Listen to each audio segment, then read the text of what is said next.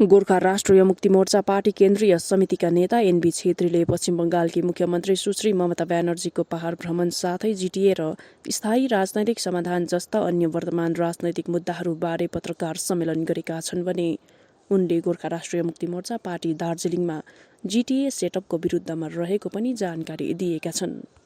जय गोर्खा। समस्त पहाडवासी गोर्खा र पहाडमा शताब्दीदेखि बस्नुहुने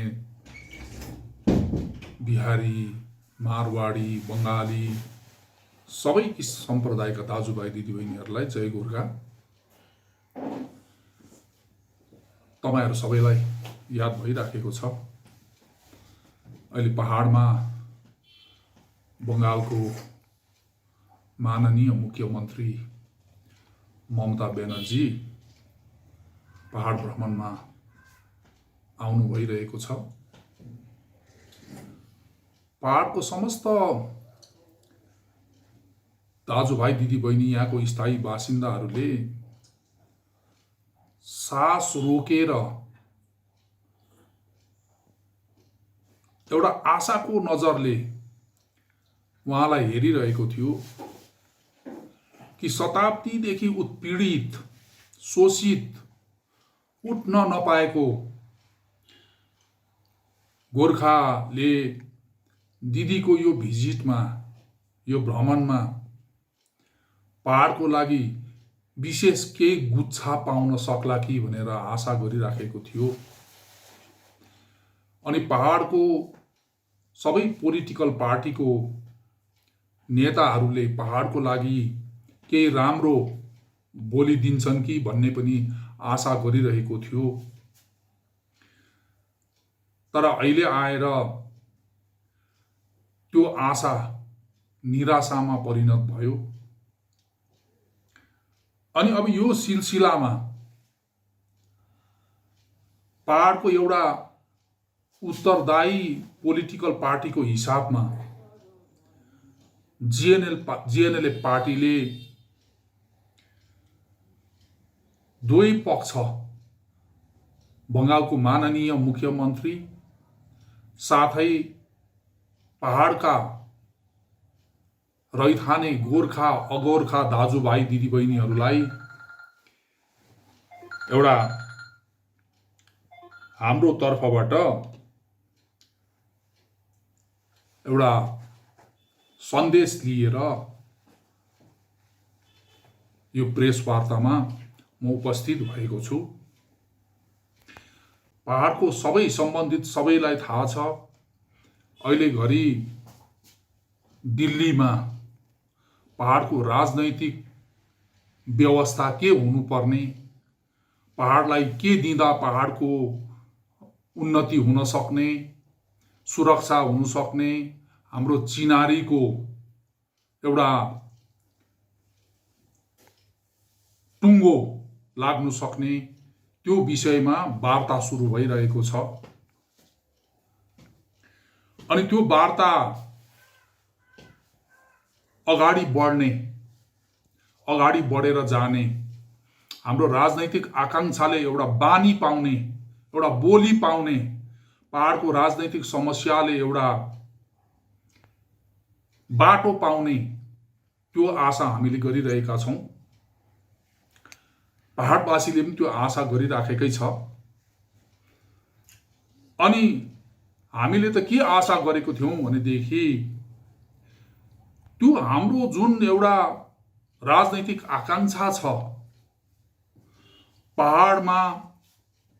पहाडको समस्या, यत्रो लामो भारत स्वाधीन भएको 70 वर्ष नाङ्दा पनि हामी जैको तै हुनुपर्ने, हामी जस्तोको तस्तै हुनुपर्ने, हाम्रो अवस्था अझै बिग्रेर जानु पर्ने, यसको लागि हामी सम्झिन्छौं यो व्यवस्था नै दायी छ, यो व्यवस्था नै दोषी छ र यो निराकरण गर्नु सक्ने एउटा सशक्त एउटा व्यवस्था पहाडमा होस् भन्ने पहाडवासीको शताब्दी पुरानो आशा आकांक्षा हो।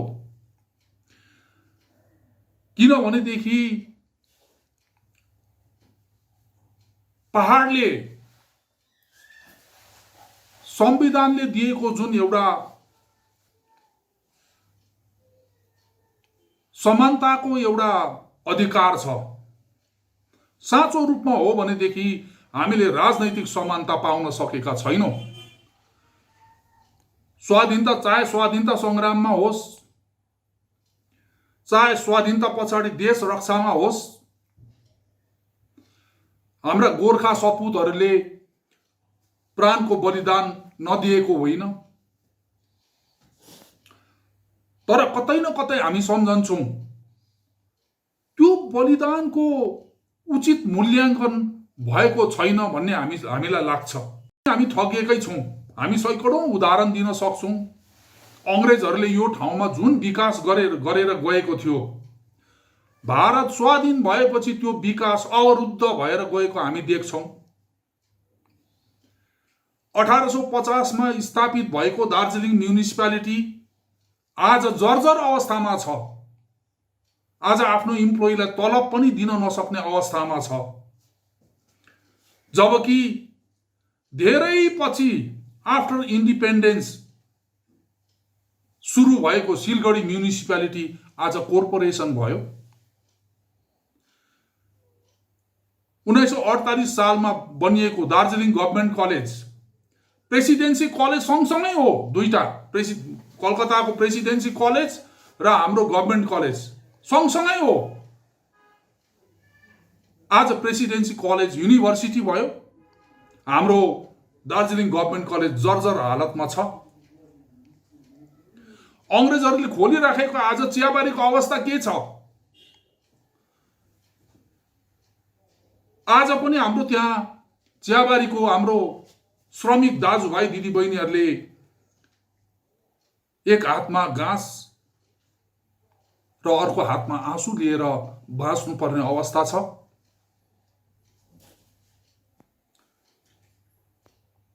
आज दार्जिलिङको अस्पतालको हालत के छ? अलिकति ठुलो बिमारी भयो भनेदेखि यहाँबाट बाहिर लानुपर्ने अवस्था।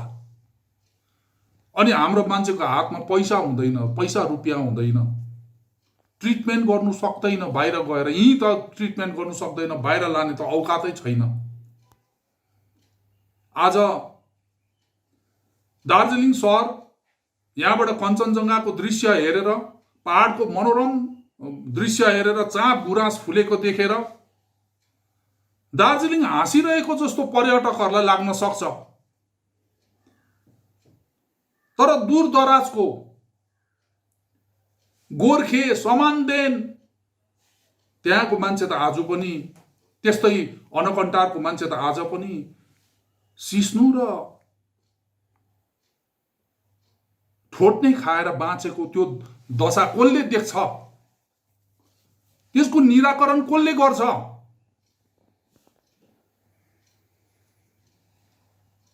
आज बडा दुःखसित यो आवश्यकता पनि पूरा गर्दैन, हाम्रो आकांक्षा पनि पूरा गर्दैन। त्यसले सिर्फ 2-4 जना प्रशासकहरू र 2-4 जना ठिकादारहरूको, उनीहरूले मात्रै 2-4 रुपियाँ कमाउन सक्छन्, त्यति मात्रै हो। त्योदेखि बाहेक त्यसको कुनै उपादेयता छैन। र आज निर्लज्जतापूर्वक दार्जिलिङको राजनैतिक पार्टीहरूले, दार्जिलिङको जनताले रिजेक्ट गरेको जिटिएलाई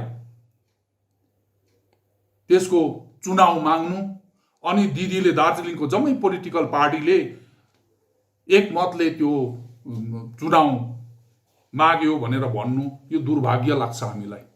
यो पहाडको जनताको लागि दुर्भाग्य हो। पहाडवासीको शताब्दी पुरानो आशा आकांक्षाको लागि दुर्भाग्य हो। यो अवस्था जुन चाहिँ छ, यो अवस्था सरकारको अगाडि राखिदिने, खुलस्त राखिदिने, त्यो बोलिदिने आज त्यस्तो रेस्पोन्सिबल पोलिटिकल पार्टी अरु को छ? अब महाकाल थानमा कसम खाएर हाम्रो यो हरियो झण्डा निस्केको, त्यो हिसाबले महाकाललाई साक्षी राखेर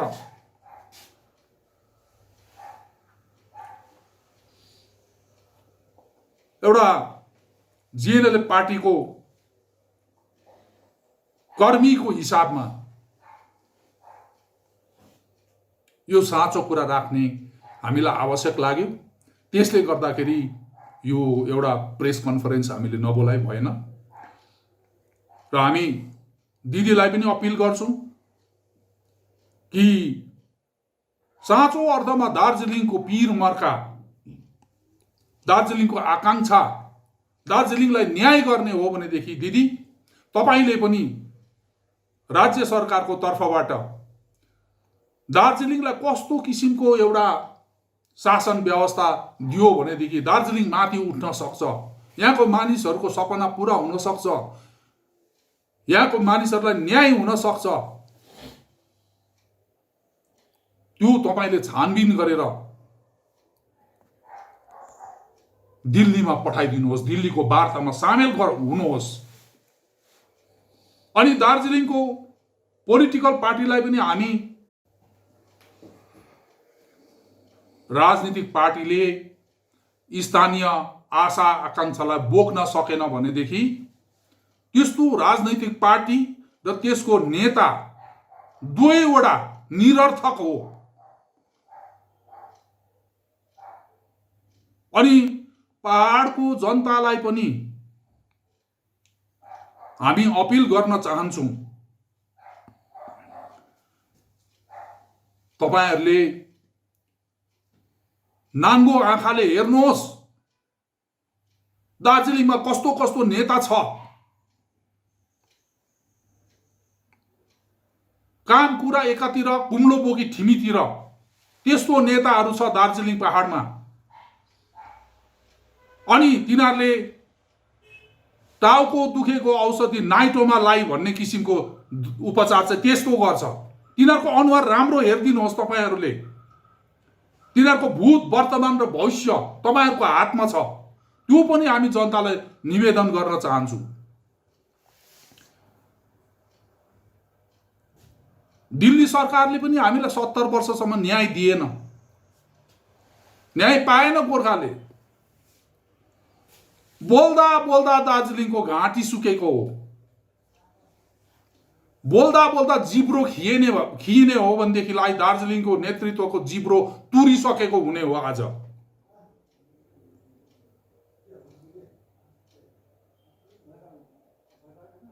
अंग्रेजहरूको टाइममा 28 वटा पार्शियली एक्सक्लुडेड एरिया थियो।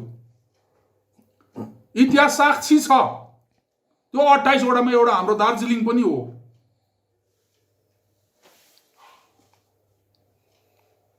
आज भारत सरकारले पनि छातीमा हात राखेर सोच्नुपर्छ।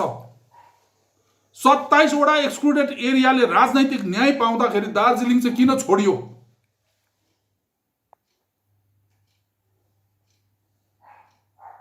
दायी छ। अनि दार्जिलिङको पोलिटिकल पार्टी राजनीति गर्छु भन्नेहरूले पनि यो जुन वञ्चनाको शिकार भयो दार्जिलिङ, जुन उत्पीडनको शिकार भयो दार्जिलिङ,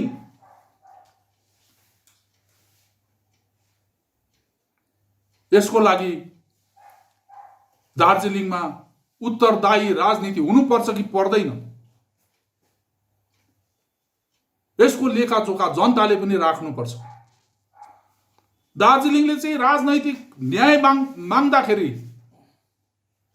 राजनैतिक समानता माग्दाखेरि, राजनैतिक हक माग्दाखेरि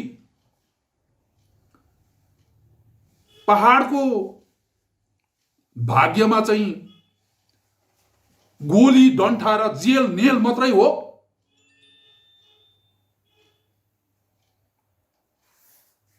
यति मात्रै पाउनु पर्ने दार्जिलिङको पहाडले?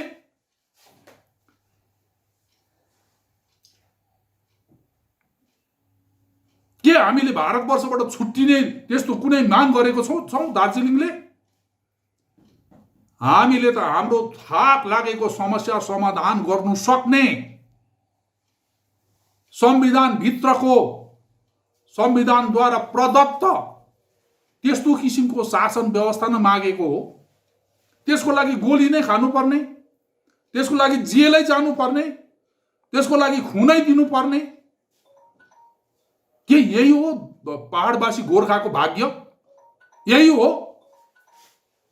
अनि हाम्रो नेतृत्वहरूले चाहिँ पैसा र सत्ता मात्रै हेरेर, पैसा र सत्तामा मात्रै राल चुहाएर कम्प्रोमाइजकै पोलिटिक्स मात्रै गरिबस्नु पर्ने?